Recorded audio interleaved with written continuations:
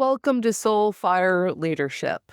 This channel is about restoring internal authority and leadership, which simply means your external leadership matches what you know internally without having to supervise yourself constantly. Today, let's talk about a quiet assumption built into how executive presence is usually understood, that if you look steady, you are steady. If you sound confident, clarity must be intact. That composure is often mistaken for knowing exactly where you stand. Most leadership environments treat these as equivalents. They're rewarded as if they mean the same thing, but they don't.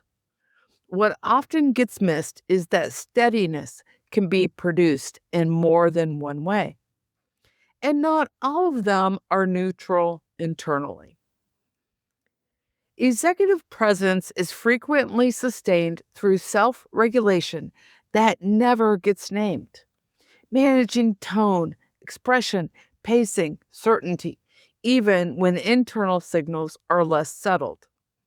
From the outside, this reads as professionalism. From inside, it can require more effort than anyone realizes. This is where confusion tends to enter. Leaders assume that if presence is intact, clarity should follow. And when clarity starts to feel harder to access, they look for explanations in confidence or resilience or motivation. But the issue isn't that something has diminished. It's something has been quietly substituted. And until that distinction is visible, the cost of leadership can start increasing without an obvious reason.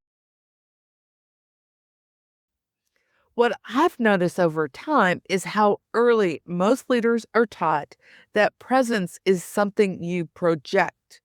You learn to steady your voice, to manage expression, to regulate what shows and what stays contained, especially when the stakes are high. You learn how to look decisive even when uncertainty is present, how to appear composed even when pressure is rising. Most leaders never question this conditioning. It's reinforced everywhere in feedback, in promotion decisions, in what gets labeled professional. Over time, it becomes automatic. You stop thinking about managing yourself because you're doing it reflexively. I see this shift happen quietly. Present moves from being a choice to being a constant internal requirement.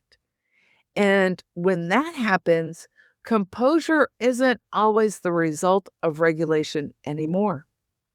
It's often the result of containment, holding reactions in so they don't disrupt the room. That distinction matters more than it seems. What rarely gets named is how much internal work it takes to sustain this version of leadership. While you're leading a conversation, you're also tracking how you're landing, calibrating tone, adjusting language, containing reactions that might feel risky or inconvenient to express.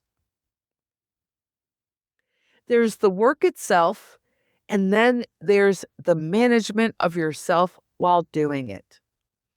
Many leaders tell me they didn't realize how much dual attention this required until something started to feel off. This constant self monitoring creates a persistent cognitive load. It's subtle, but it's not small.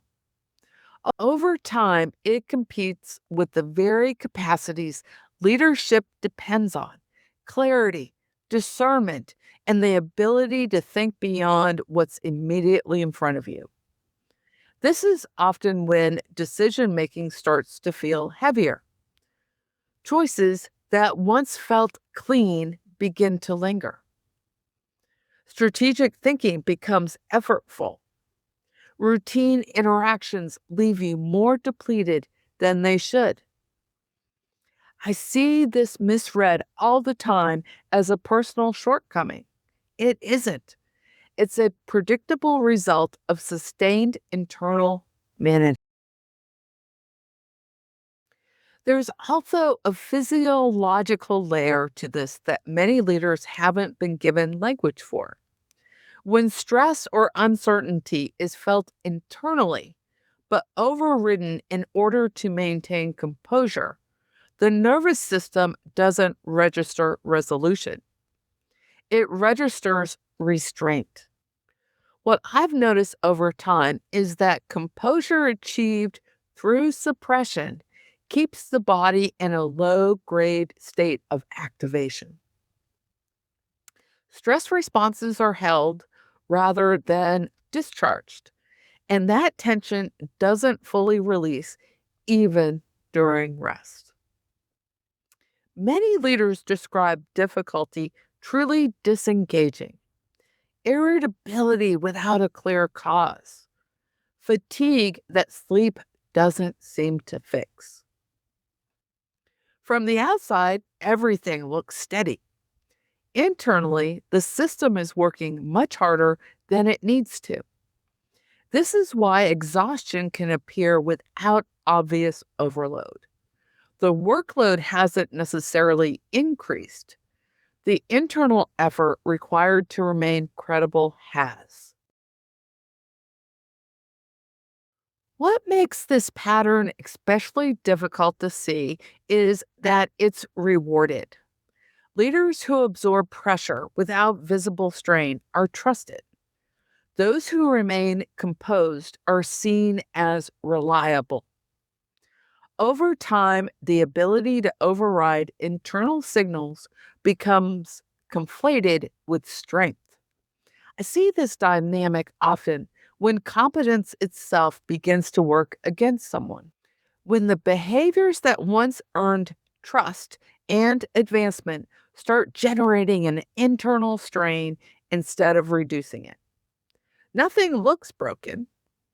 Performance remains strong, but the effort required to sustain that performance quietly escalates. This isn't burnout as collapse, it's misalignment. When what you're showing and what you're managing internally are no longer the same thing. And because it still looks polished, no one thinks to question it. And when leaders finally notice the cost, it often feels personal, as if something inside them has gone wrong. What rarely gets named is that it isn't an individual failure, it's a structural demand that hasn't been questioned. This is the point where familiar labels tend to appear: burnout, decision fatigue, loss of motivation, confidence issues. But what I've noticed is that those labels don't quite fit. This isn't a motivation problem.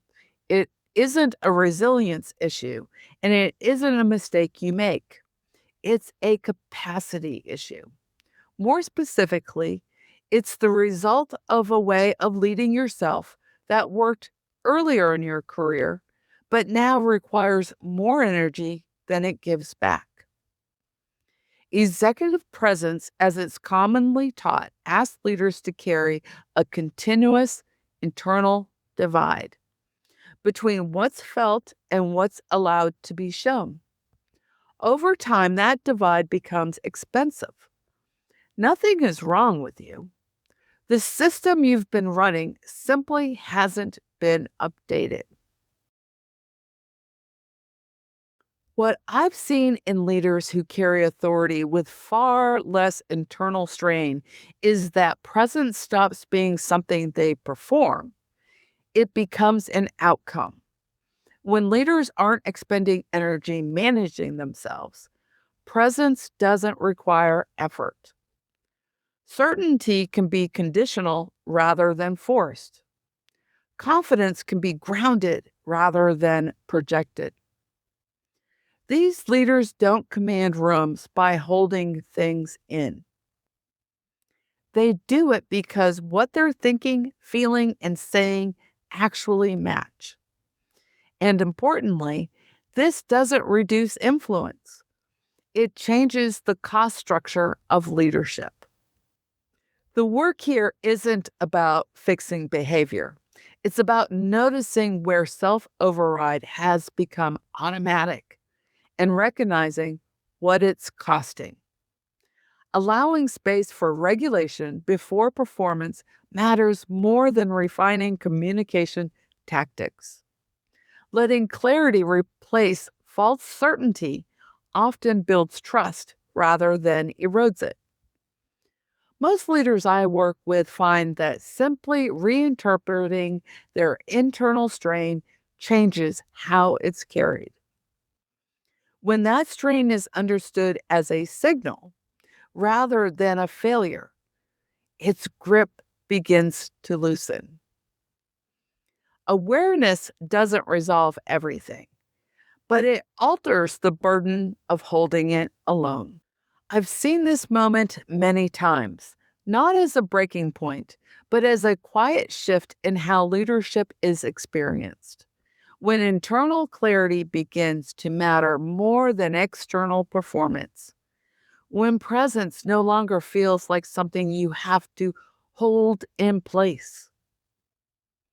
Nothing needs to change immediately for something important to change internally. Seeing this clearly often softens the load, even before anything else moves. If this made sense in a way other leadership advice hasn't, please subscribe. That's the direction this channel moves. And if you have a question, please leave it in the comments.